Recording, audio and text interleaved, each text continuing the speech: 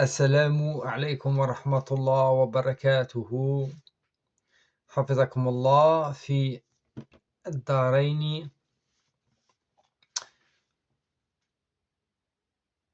On va parler de la langue arabe. Donc, j'introduis mon sujet comme il se doit, religieusement, par ce qu'on appelle une petite introduction. Bismillah, alhamdulillah, wa salatu wa salamu ala rasulillahi wa ba'd. Ok. Pour ceux qui ne le sauraient pas, lorsque l'imam ou le conférencier fait ça, il n'a fait que dire Bismillah au nom d'Allah, louer Allah et saluer sur le prophète alayhi as-salatu wassalam. Il y a plusieurs façons de le faire, il y a plusieurs façons de le faire. Ok. Tout musulman sait qu'il faut apprendre la langue arabe. C'est une clé. C'est une clé. Une clé de quoi? Une clé de compréhension. Alors là, je vais donner un exemple concret. Tu es chez toi, tranquille. Non, tu es pas chez toi, tu veux rentrer chez toi, pardonnez-moi. Tu veux rentrer chez toi, tu as passé ta journée au travail, tu es fatigué et tu veux rentrer chez toi pour être tranquille. Tu cherches tes clés dans ta poche, c'était une femme dans ton sac à main, etc. Et puis tu trouves pas la clé. Galère. Tu as paumé, tu as perdu la clé. Que faire? Il y a deux ou trois solutions.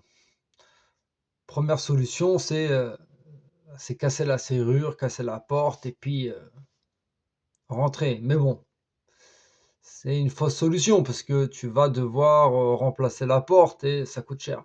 Okay. Ou la serrure et ça coûte cher. Deuxième solution, là tu vas pas casser, mais tu vas appeler un serrurier, donc il va falloir le faire venir.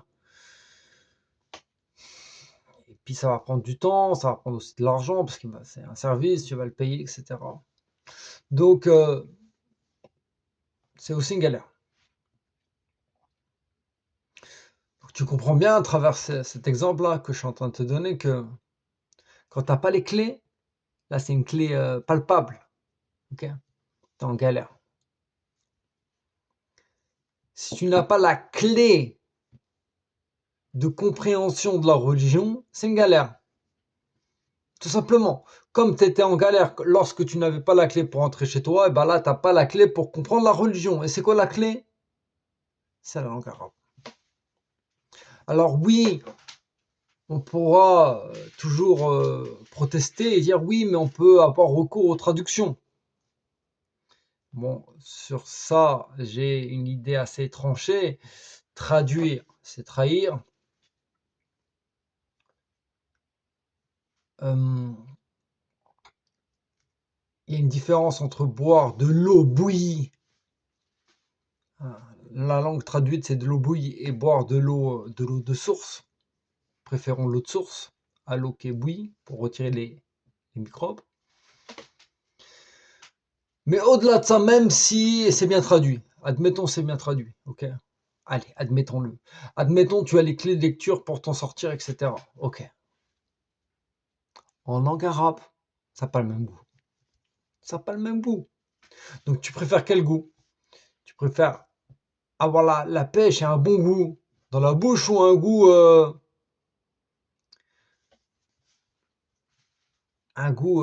moyen? Tu préfères quoi? Que préfères-tu?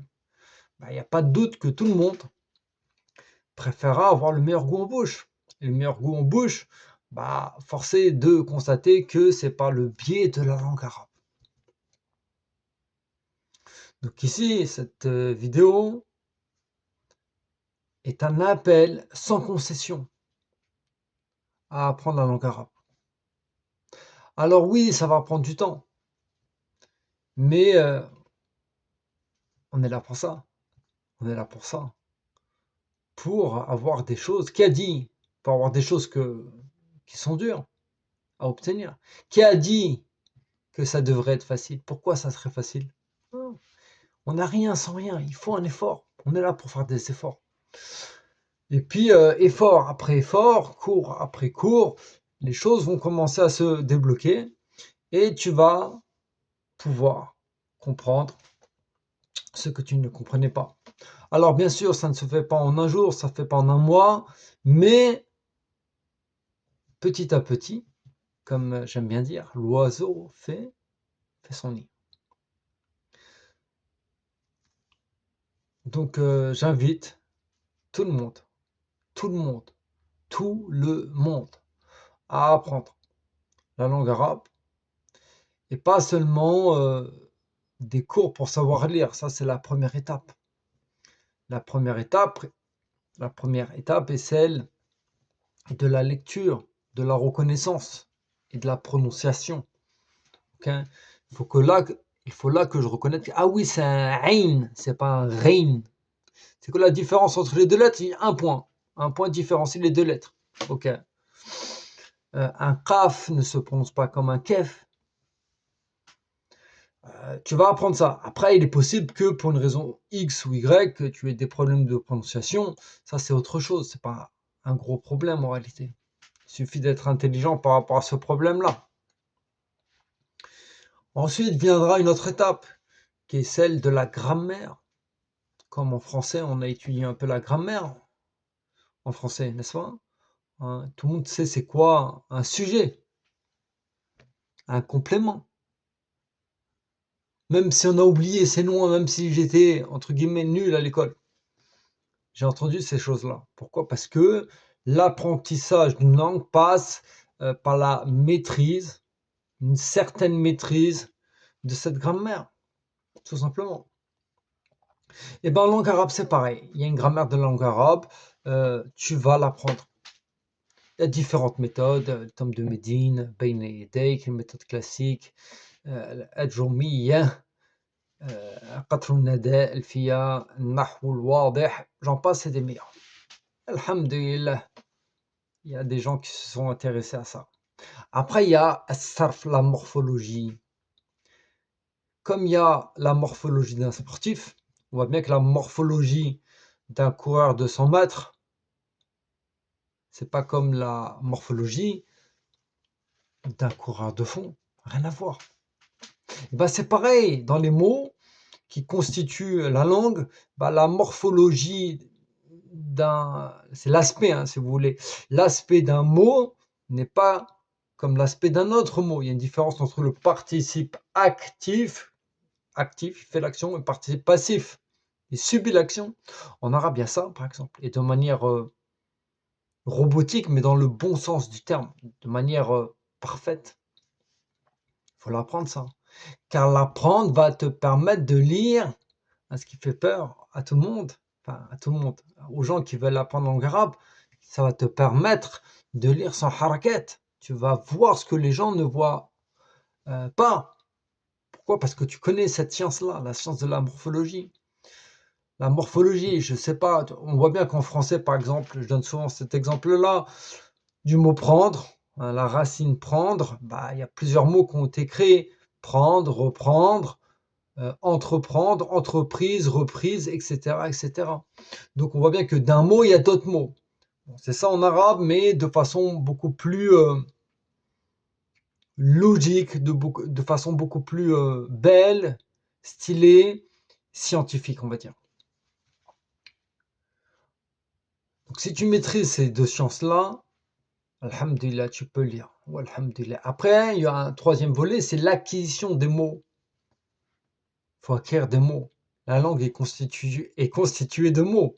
Si tu n'as pas les mots pour comprendre ce qui se passe, forcément, tu vas être éjecté de la compréhension. Tu vas être en galère, tu ne vas pas comprendre. Donc, il te faut des mots. Les mots, tu vas les retrouver où? Dans les livres pour enfants, dans la méthode que tu fais, et dans toute occasion où tu vas pouvoir saisir, choper, saisir des mots. Après, il y a une science qui s'appelle l'ilm al-balagha, ce qu'ils appellent l'éloquence, la science de l'éloquence. C'est un peu l'étude des figures de style de la langue arabe, c'est comment être éloquent.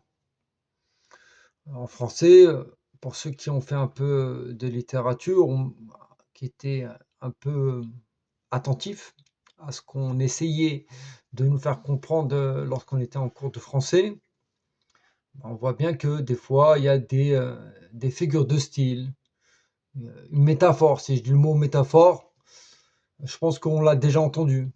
Une comparaison. Allez, je vais employer un mot plus simple, comparaison. Le mot par exemple comme. On voit bien que, je vais te donner un exemple. Tu viens, tu fais la cour à madame, et tu dis, tu es comme la lune. Ok. Tu es comme la lune. Et après, tu viens, tu dis, tu es la lune. Il y a une petite différence. Dans la première phrase, c'est une comparaison. Tu es comme la lune. Je l'ai comparé à la lune. Et quand je lui dis, tu es la lune, tu l'as personnifié. Tu l'as personnifié. Tu as dit, tu es la lune. Tu es lumineuse comme une lune. Tu vois. Et si tu viens, tu lui parles, tu dis, oh ma lune. C'est encore autre chose.